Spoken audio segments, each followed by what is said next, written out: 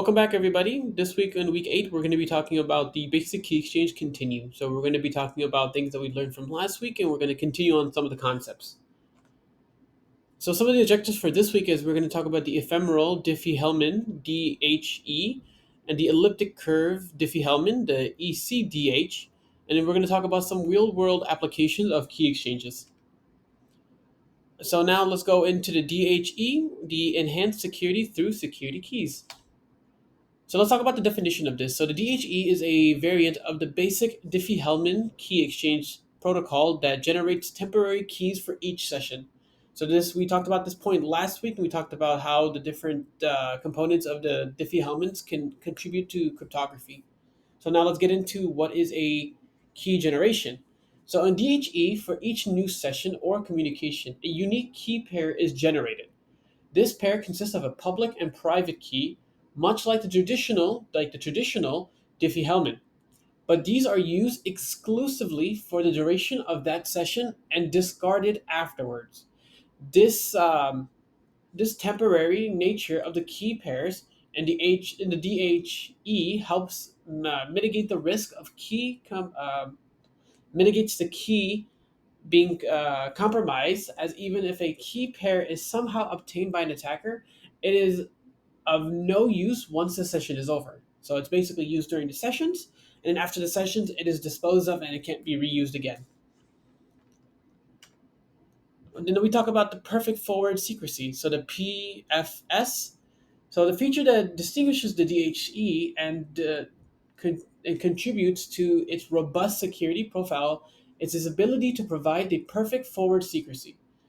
In the context of the Secure Communication Protocol, the PFS ensures that the compromise of a long term key does not lead to the compromise of a past session keys.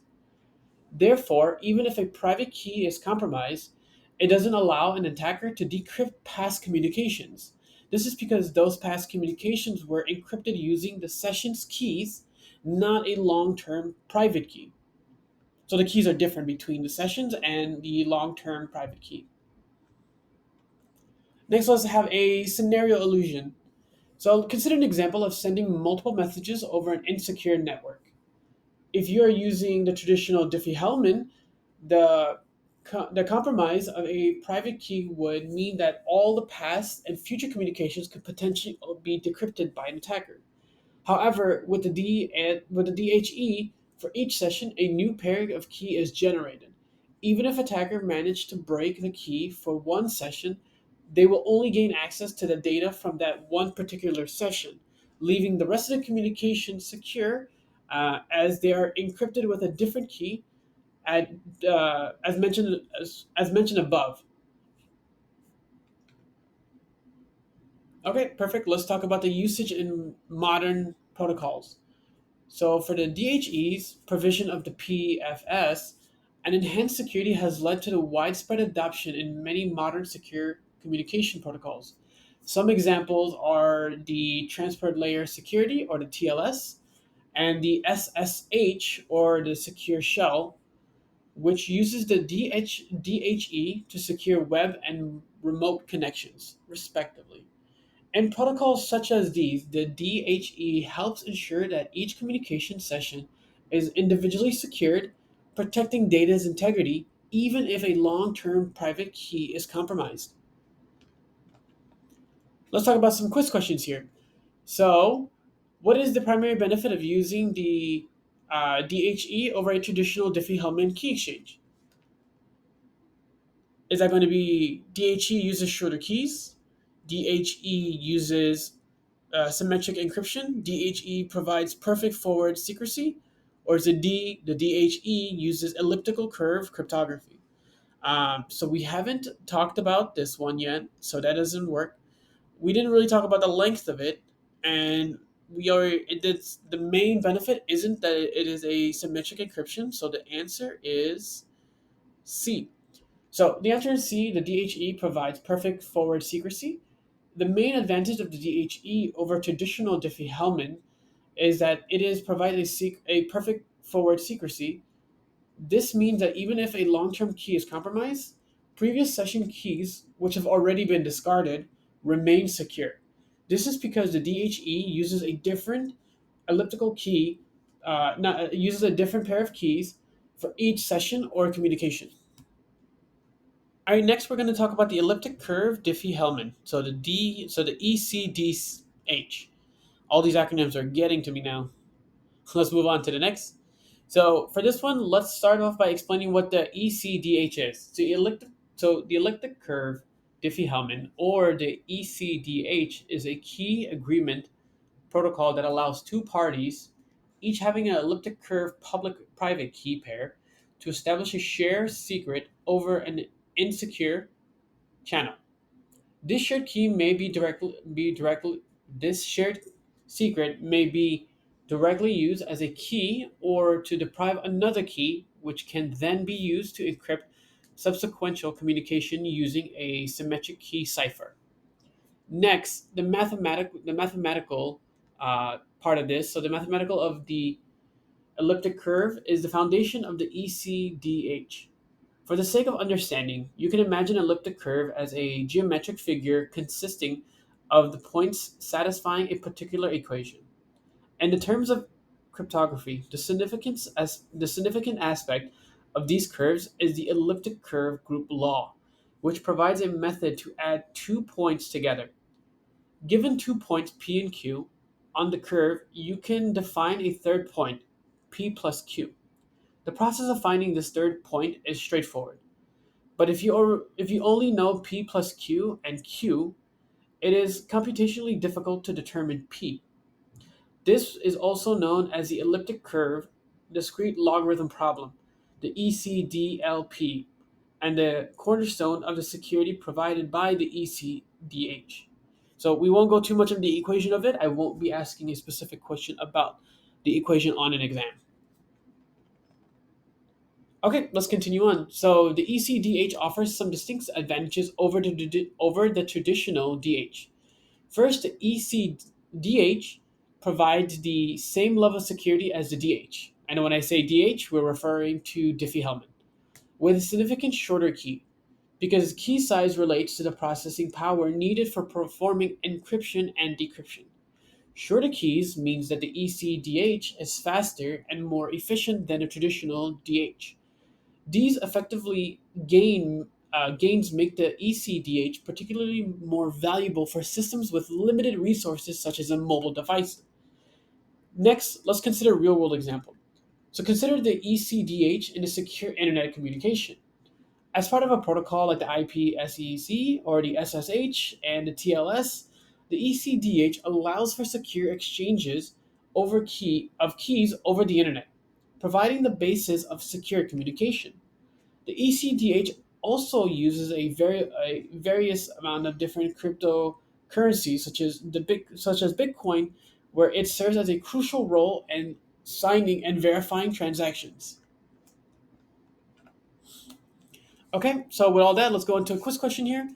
So, what is the primary difference between the traditional Diffie-Hellman key exchange, the DHKE, and the ECDH? Is it A, ECDH uses symmetric encryption while the DHKE uses asymmetric encryption? B, does the ECDH provides a lower level of security than the DHKE? C, ECDH and DHKE are completely different and share no similarities? Or is it that the ECDH uses elliptic curve mathematics and provides the same security as the DHKE with shorter key length? So the answer for this one will be D. So the answer is D. The ECDH uses a elliptic curve mathematics and provides the same security as the DHKE with shorter key lengths. CDH is a variant of the DHKE that utilizes elliptic curve mathematics. The major advantage of the ECDH over traditional DHKE is that it provides the same level of security with a significantly shorter keys, making it faster and more effective. All right, so the next question is, what is the elliptic curve? What is the elliptic curve discrete logarithm problem, the ECDLP? And why is it significant for the ECDH? So remember, I talked about this a couple of slides ago, and I talked about why is it important. And I also mentioned that it isn't something that we're going to be tested on. We aren't going to be tested on the actual mathematics of how it is to calculate, but it is good to understand why it works. So is it A, the ECDLP refers to the challenges of finding the initial 2 points on the curve given their sum. It's significant because it forms the basis of the ECDH's security. Is it B? ECDLP refers to the issues of encrypting data with the ECDH. It is significant because it determines how data is encrypted. Is it C? ECDLP is the problem of generating elliptic curve keys for ECDH. It's significant because without it, key generation is not possible. Or is it D? The ECDLP refers to the process of hacking ECDH. It's significant because it exposes the vulnerability of the ECDH. So the answer for this one is A. So the answer here is A. The ECDLP refers to the challenges of finding the initial 2 points on the curve given their sum. It is significant because it forms the basis of the ECDH's security. The elliptic curve discrete logarithm problem, or the ECDLP, is a mathematical problem of finding the original points on the elliptic curve given only their sums. It's easy to add 2 points on an elliptic curve together, it, uh, but um, but actually computing it is pretty difficult to reverse in this operation, providing that the foundational, about given that the foundational for securities of the ECDH. Next, let's go to a different problem. Let me get this on the screen. Next, let's go to another practice quiz problem. In what practical scenario is the use of the ECDH particularly advantage has the best advantage? Is it A, when a secure communication channel is not available for key exchanges? B, when very large keys are required for secure communication?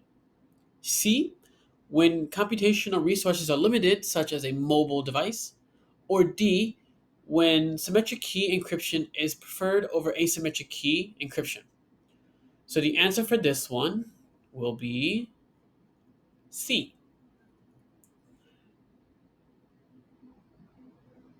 So the answer is C. When computational resources are limited, such as a mobile device, the ECDH is especially beneficial in situations where computational resources are limited, like a mobile phone, as we discussed, because the ECDH provides the same level of security as a traditional DHKE with shorter keys, and it requires less computational power, making it more effective. Perfect. Let's move on. So, in the context of public key encryption, what is the main advantage of using the elliptic curve cryptography, the ECC, over the RCA? Is it that the ECC is less secure than the RSA? Is it ECC uses longer keys than the RSA? Is it the ECC offers the same security as the RSA with shorter keys? Is it D, that the ECC is not based on mathematical problems? And the answer for this one will be C. And the reason that the answer is C is that the ECC provides the same level of security as the RSA with shorter keys. ECC offers the same level of security as the RSA but with much shorter keys. This makes the encryption and decryption process faster and more efficient, which is particularly beneficial for systems with limited resources. Okay, let's get on to the next one. We haven't talked about this one as well, so we're going to skip this one for now. So next, we're going to be talking about the real-world application of the key exchange. So here are some real-world examples. So where does key exchanges fall? And some of the areas that they fall into is the PHTT, so the HTTPS, the Hypertext Transfer Protocol, secure, the VPN access when you got to do stuff remotely, or in the SFTP. So the SSH is file transfer protocol. Perfect. So let's actually talk about it more, right? So the key exchanges play a crucial role in the security of web browsing. When you connect to a web browsing using the HTTPS, your browser and the website server uses a key exchange algorithm, often the ECDH or the DHE, as we discussed previously, to establish a shared secret. This secret is then used to encrypt and decrypt all data exchanges during that session. This prevents eavesdropping from understanding the data, even if they can intercept it. Next, let's talk about a real world situation. Let's talk about something that you're logging into a banking website. Consider a scenario where you're logging into your bank's website. The website uses a HTTPS. When you connect your web browser and the bank's server performs a key exchange, often using the ECDH or the DH, creating a shared secret. Your login information is then encrypted using the secret before being sent over the internet, protecting it from potential eavesdroppers. Thus, even if the attacker could intercept the data, they wouldn't be able to understand it due to the encryption. Okay, let's talk about the VPN, right? So the virtual private network. VPNs rely on key exchange for their operations. When a VPN client and the server establish a connection, they use a key exchange algorithm to create a shared secret. This secret is used for the this secret is used for the symmetric encryption that ensures that the data is sent over the VPN. This allows the data to remain confidential and maintains its integrity, even when sent over an insecure network. Now let's talk about another situation. So let's talk about how we're all doing now, or most of the corporate world is doing. It's working from home. So suppose you're working from home and you need to access sensitive document stored on your company's internal network. To securely access these files, you connect to your company's network using a VPN. When the VPN connection is established, your computer and the VPN server uses a key exchange algorithm to create a shared secret. All data sent over the VPN is then encrypted using this secret, ensuring that the data remains confidential and the maintenance and then maintains its integrity even when it is sent over the internet. Okay, let's talk about the SSH file transfer protocol, or the SFTP. So for this one, the key exchange algorithm are crucial for the secure operation of the SFTP. When an SFTP client connects to a server, they use a key exchange algorithm to establish a shared secret. This secret is used for the symmetric encryption that protects the file being transferred from one end to another. This ensures that the file cannot be understood if intercepted by an attacker, and it verifies that they have not been tampered with while it is in transport. So let's talk about a real world example for this one. So you're uploading code to an online server. So for instance, imagine that you're a developer and you need to upload updated code to a live server. Instead of using the FTP, which transmits files and plain text, you use a SFTP. When the SFTP connection is established, your computer and the server performs a key exchange, generating a shared secret. The code files are then encrypted using the secret before being transferred, protecting them from the potential eavesdroppers and ensuring that they cannot be tampered with during transport. Okay, let's talk about some quiz problems here. So for this one is let me go onto my mouse.